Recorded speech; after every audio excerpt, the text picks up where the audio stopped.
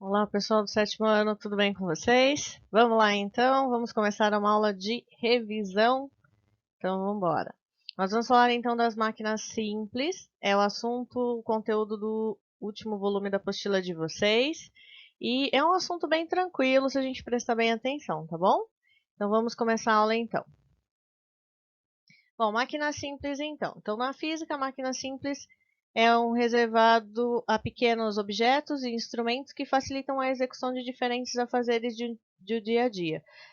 Como, por exemplo, martelo, tesoura, alavanca, roldana, pano inclinado, entre outras coisas, tá? Então, são pequenas maquininhas que às vezes a gente nem encara como uma máquina, mas que vão ajudar a gente no dia a dia a realizar as tarefas que nós precisamos realizar.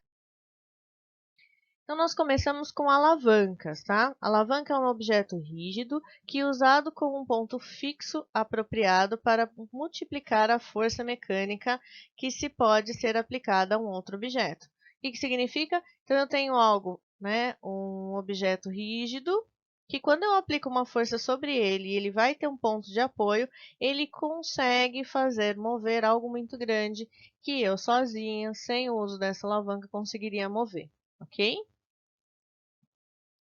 E aí nós temos alguns tipos de alavanca. O primeiro tipo de alavanca são as interfixas, ok?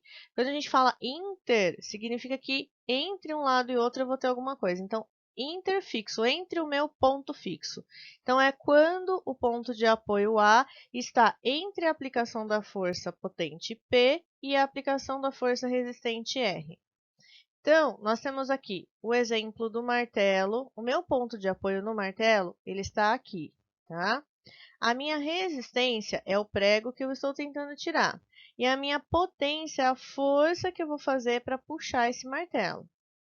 Na minha tesoura, ponto de apoio é o meio, é o parafusinho da minha tesoura. A resistência é o papel que eu vou cortar aqui desse lado. E a potência é a força que eu vou fazer na minha mão. Observaram que em todos eles, o meu ponto de apoio está no meio? É mais fácil ainda observar isso em uma gangorra, tá? Então, aqui a gente tem o Matheus e o Gustavo, eles estão numa gangorra. O meu eixo é o meu ponto de apoio. O Gustavo, ele vai ser a força potente, vamos supor, e o Matheus a força resistente. Então, se o Gustavo estiver tentando abaixar a gangorra, o Matheus é a força resistente. Tá? E quando o Matheus tenta baixar a gangorra, o Gustavo passa a ser a força resistente. A potente é sempre quem está fazendo a ação, beleza? Então, a gente fica com esse esqueminha aqui. Então, força potente é a força que eu vou colocar para executar o movimento, ok? Eu quero abaixar essa alavanca. A força, a força resistente é aquela que vai resistir ao meu movimento. É o que vai deixar, é por ela que eu vou fazer esse movimento aqui. E o meu ponto de apoio é aquilo que vai ligar a minha força potente à minha força resistente. Ele vai ser um apoio no meio, me ajudando a fazer esse movimento todo.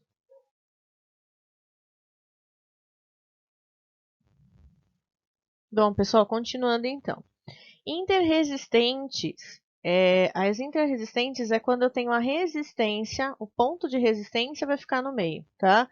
Então, quando a aplicação da força resistente está entre a aplicação da força potente e o ponto de apoio. Então, olha só, quando eu vou abrir uma garrafa, pego um abridor simples de garrafa, a minha força resistente, ela está no meio do abridor, aqui nesse pontinho de apoio que vai utilizar para levantar a tampa. Aqui eu tenho a força e aqui eu tenho a potência, tá? Nesse caso, esse F aqui é a força de ponto de apoio, tá bom? Quando eu vou quebrar uma noz, eu tenho um quebrador de noz. Então, eu tenho o ponto de apoio dele, tá bem aqui nessa região. A força resistente é a noz que eu estou tentando quebrar. E a força de ação é a força que eu vou aplicar nessa região para conseguir quebrar essa noz. Quando a gente fala de um carrinho de mão, de uma carriola, é a mesma coisa, gente. Eu preciso colocar uma força aqui para levantar a carriola. aquilo que eu estou carregando vai ser a minha resistência, o peso daquilo vai ser a resistência, vai ser o que eu preciso levar. E a rodinha vai ser o meu ponto de apoio, aquilo que vai ficar no chão, para que eu consiga fazer um movimento desse carrinho de mão, então. Graficamente fica dessa forma, então.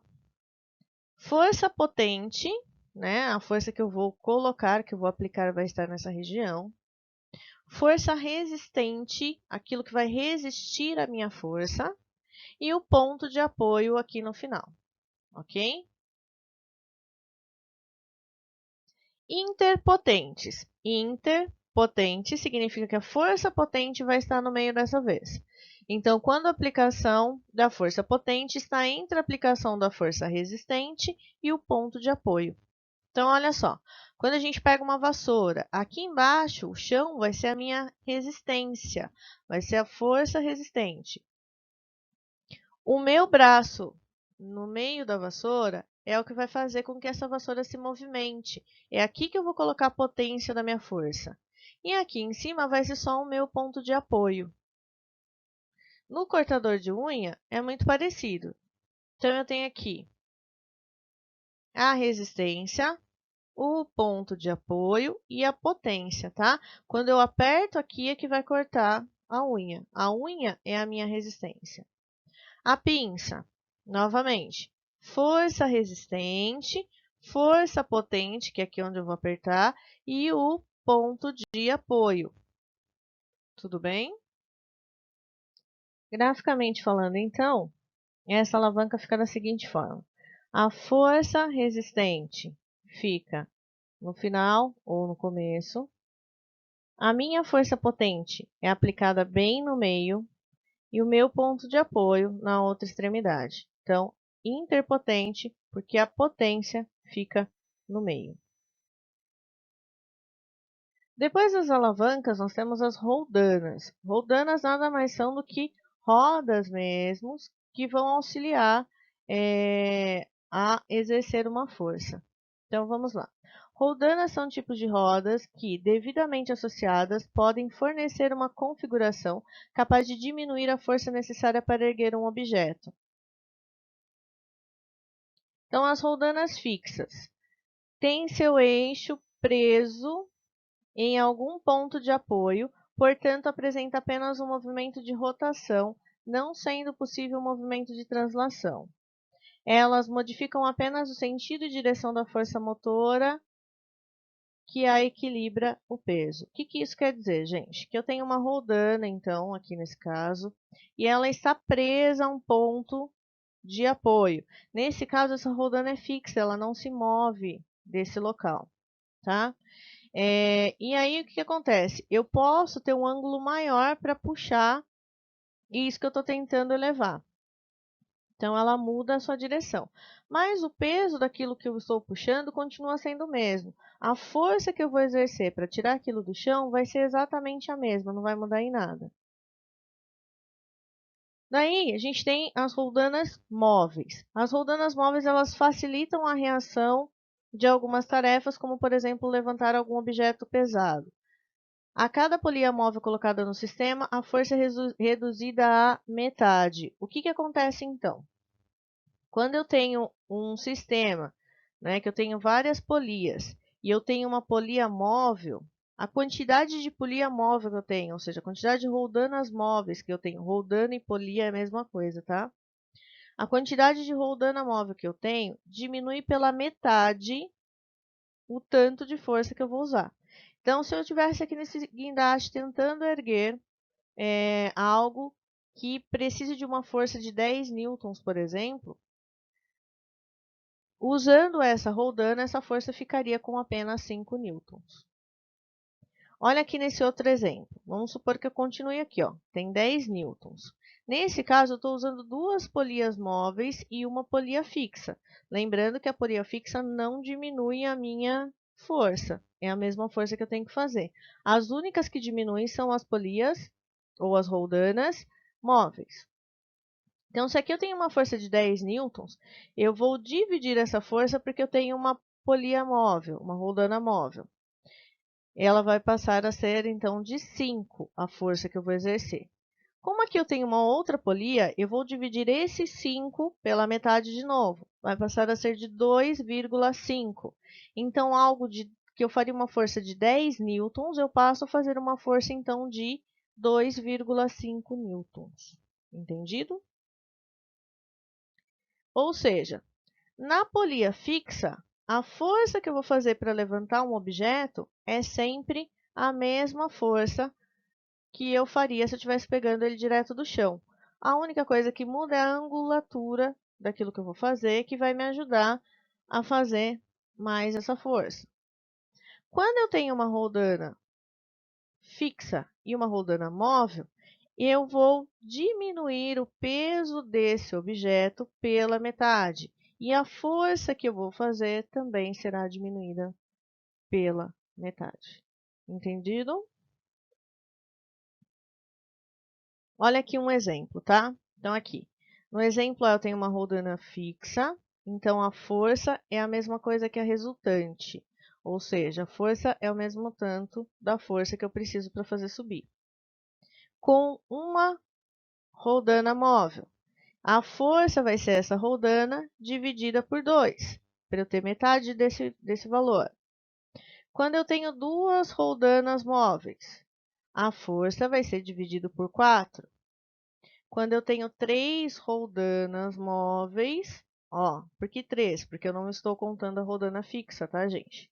Quando eu tenho 3 roldanas móveis, eu vou fazer, então, a força resultante dividido por 8. Então, para calcular isso, existe uma fórmula, que é a força que eu preciso aplicar sobre o peso daquilo que eu estou levantando e 2 elevado ao número de polias que eu tenho, tá? Ou o número de roldanas que eu tenho. Então, olha aqui. Eu quero saber qual é a força para fazer isso. Então, vamos imaginar esse exemplo aqui, o exemplo D. Vamos supor que o que eu estou tentando levantar, ele pesa 1.600 quilos. E eu quero saber qual força eu vou precisar fazer para erguer isso aqui. Nesse sistema com 3 roldanas móveis, eu vou fazer, então, 2 elevado a 3, que é o número de roldana móvel que eu tenho aqui, certo? Então, vai ficar 1.600 sobre 2 elevado a 3. 2 vezes 2 vezes 2, 8. 1.600, então, dividido por 8, eu vou chegar a uma força de 200 newtons. Então, para elevar algo de 1.600, desculpe, eu vou utilizar 200 newtons de força. Então, olha só como eu reduzo bem a quantidade de força que eu preciso para elevar este objeto. Depois disso, gente, nós temos o plano inclinado. O que é o plano inclinado? É exatamente uma rampa, tá? E a gente vai ver que essa rampa ela pode ser utilizada em várias coisas.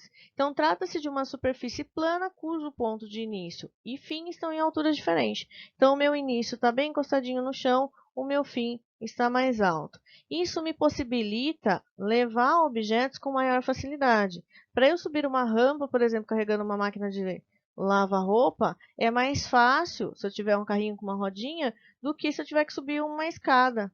É muito mais complicado. Então, o plano inclinado ele vem nos ajudar a fazer determinados trabalhos.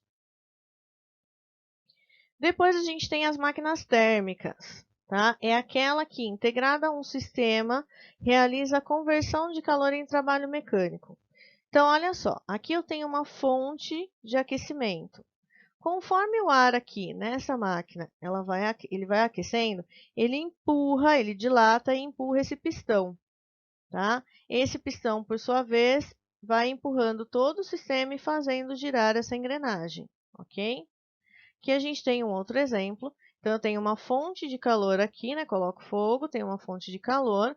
Aqui eu tenho água e isso aqui é um caninho que vai entrar neste balãozinho aqui. Conforme essa água vai esquentando, vai criando vapor. E o vapor ele quer sair desse local. Igual na nossa panela de pressão. Quando você liga a panela de pressão e começa a criar muito vapor dentro, o pininho começa a girar. É a mesma coisa que acontece aqui. O vapor sobe, passa por essas estruturas aqui, e então esse sistema começa a girar. O trem, por exemplo, funcionava com esse sistema antigamente, que era o que a gente chamava de Maria Fumaça. Ela tinha uma grande caldeira com água, onde você colocava fogo em carvão, ele aquecia o sistema e fazia com que o trem rodasse as engrenagens e pudesse andar pelos trilhos. Depois, na apostila de vocês, continuando ainda nessa parte de calor e temperatura, ele vai falar sobre a dilatação dos corpos. Então, o que acontece com alguns corpos? Na verdade, toda a matéria ela tende a ter uma dilatação no calor, ou seja, ela fica maior. Tá? Então, eu tenho aqui uma superfície, ele ocupa esse tamanho aqui no início. Conforme eu tenho uma onda grande de calor, um dia muito quente, isso vai se dilatar. Então, ele vai fazer o quê? Ele vai ocupar um espaço maior do que o que ele ocupava. É por isso que quando eu assento um piso em uma casa, né? O pedreiro está lá assentando o piso em uma casa, ele tem que deixar um espaço entre um piso e outro. Se ele não deixa esse espaço, ele vai ter esse processo de dilatação e vai acontecer isso que está acontecendo nessa figura aqui, ó. Tá vendo? Eles estão se encontrando, eles não cabem mais nesse espaço.